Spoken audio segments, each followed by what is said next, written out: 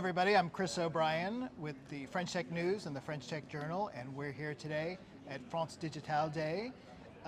Thrilled to be back at live events, and particularly thrilled to have with us today special guest Fleur Pellerin, former digital minister of France and now founding partner of Korelya Capital, based here in Paris. Welcome and thank you so much for joining us. Thank you, Chris. Just for those not familiar with Korelya, can you just give us a brief introduction about the mission and the goals of Korelya? Sure, absolutely. So Korelya Capital is a late-stage venture capital fund investing all over Europe, so really pan-European, and investing in tech startups that are really in that moment where they're scaling. And scaling usually, includes going global. So what we try to do, what we try to achieve as a very original value proposition is we help them to develop their business in Asia, because a lot of French startups or European startups think about the US market first, but actually the Asian market is very interesting, full of potential synergies, so that's our value proposition. We help them scale their business in Asia. And you started the firm when? How old are you now? So we're new kids on the block still a bit. We started the firm in late 2016, early 17, started investing in January 17.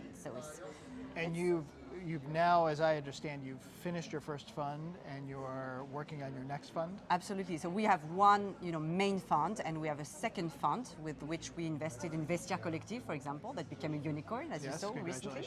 So we're very happy. So we have a main fund that is doing what I told you right now, so the main strategy, investing in late stage venture.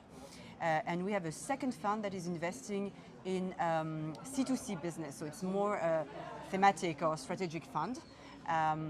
So all in all, we have 330 million euro under management right now, and we're raising a second fund. The target is 300 plus million euros, and we are right now at half the target. Great. And just let's say with the theme about Asia for a second, so much of what we hear in France and in Europe has focused to the West, obviously because of things like London and New York and Silicon Valley. What are French and European entrepreneurs missing or not thinking about in terms of the opportunity in the Far East? Well, there's actually a lot of opportunities. Like if you think of B2B business, for example, SaaS business, or more generally B2B business, if you take Korea, South Korea and Japan, the potential market, addressable market is bigger than China in terms of big accounts and corporate potential customers. So it's a very big market for B2B business. It's also a very big consumers market, very sophisticated, especially in areas like consumer goods, luxury, etc. So it's a very interesting market also for the consumer base. But also there's a lot of technology, there's a lot of sectors where Asia is really at the vanguard of innovation. If you take payments, for example, payment has been digitalized much earlier in Asia than in Europe. So there are a lot of technologies that are also very interesting in Asia. So potential synergies, and probably less attention, over the past years than the attention that was given to the West. So I think we have a very good value proposition, very original. Yeah, and I was in Silicon Valley for a long time before I came to France 7 years ago. I mean, historically, Asia could be a real graveyard for a lot of companies, even big ones. Of course, China famously is really closed off to a lot of firms. But is there a different, is that the same hurdle that European companies face in terms of understanding the customs, the language, and really how these marketplaces work? Because we say Asia, but of course we're really talking about a very diverse region. You're absolutely right. So it is very difficult, and we're trying to prove, that with the support of a company like ours, we can really make a difference.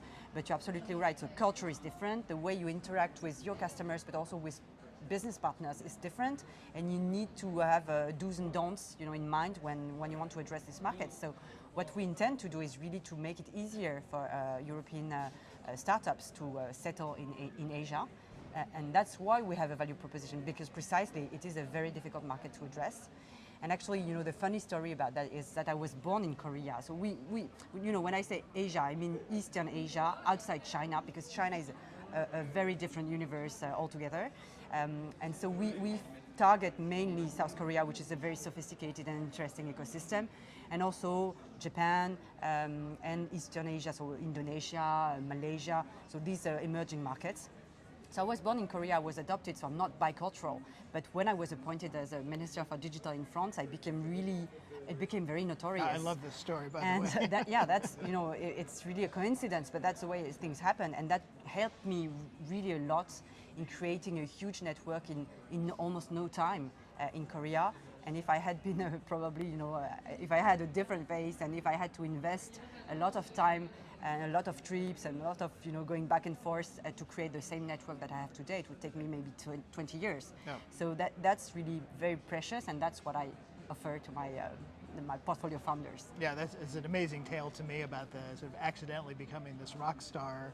But I think it's great too, and it's certainly an opportunity. It opens up a real bridge for people over here in Europe to access that market, maybe in a way that wouldn't have existed before. Yeah, because it's really an insider. I mean, all these markets are really insider markets. They are economies that were a bit closed, and also very probably where local players are really dominant, and it's very difficult to enter this market because for that reason, not only because of the cultural aspects, but also because big conglomerates like Samsung, LG, Hyundai, they used to have all their services and products developed in-house, so they didn't need to have external B2B providers. That's changing now, but it's true that if you have network, if you have a local network, if you become an insider, then it makes it much easier to do business. Yeah.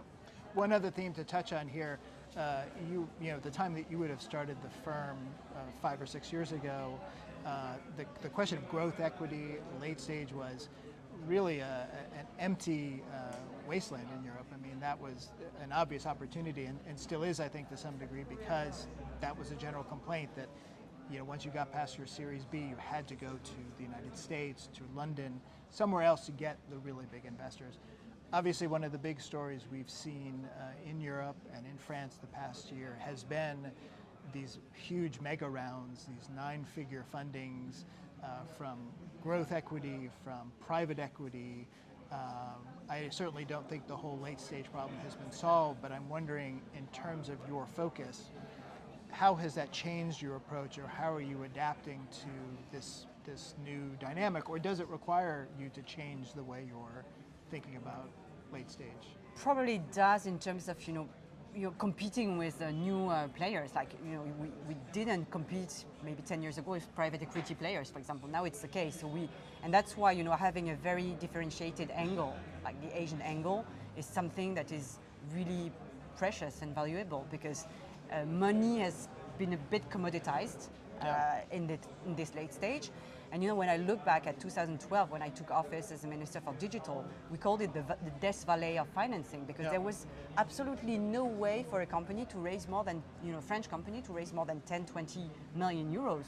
And now we saw the mega rounds that have been announced yesterday or today. I mean, it's hundreds of millions of euros. So this gap has been bridged, that's for sure. Yeah. But now for the local industry, for the local VC industry, you need to adjust by offering more than just money if you want really to participate to these mega rounds, if you're interested in that, because it's not just about money anymore, and it's really the founders who decide with whom they want to work.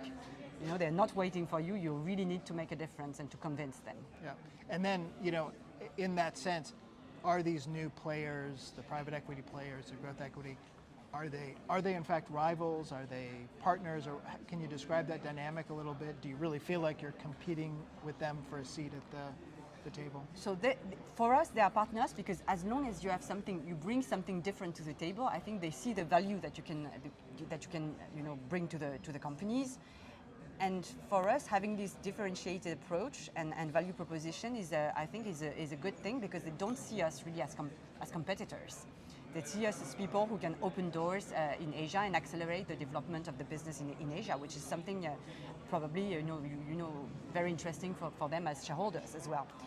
The complicated thing is that probably they're less sensitive to valuations, and they bring the valuation a bit high, so it creates a sort of inflation of valuations. And private equity actors are more able to pay big tickets and to accept big valuations.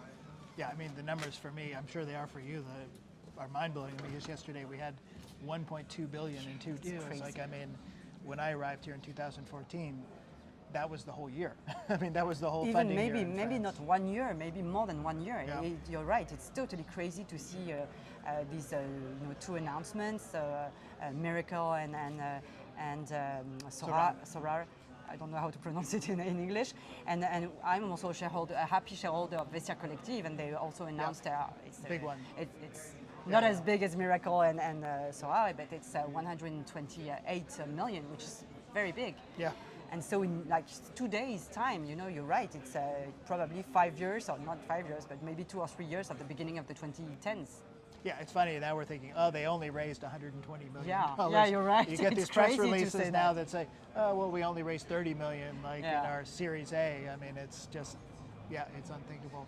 Well, just very quickly, what are you speaking on here today at France I'm Digitale? on a very interesting panel because the topic this year, each year we choose a topic, and this year it's values. And Okay. that's, playing on the ambiguity of the world, because of course we're speaking about financial value, but also on ethics, Yeah. business ethics, because ESG, environment, governance, social impact have become hugely important now in our ecosystems, both on the financing side and on the corporate side.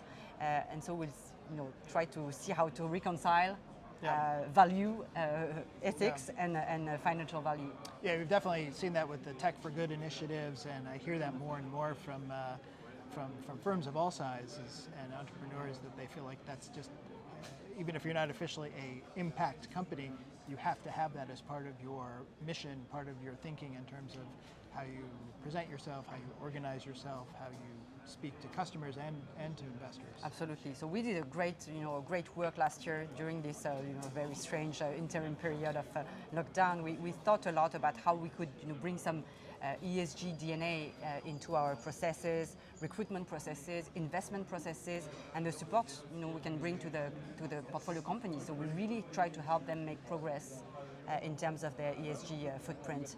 And we're not an impact fund, but for us it's very important to have this dimension in our processes and in our values. Yeah. Well, I want to thank you so much for taking Chris. some time this afternoon on a beautiful Paris day. And thank you all for listening, and we'll be back with more great interviews from France Digitale Day.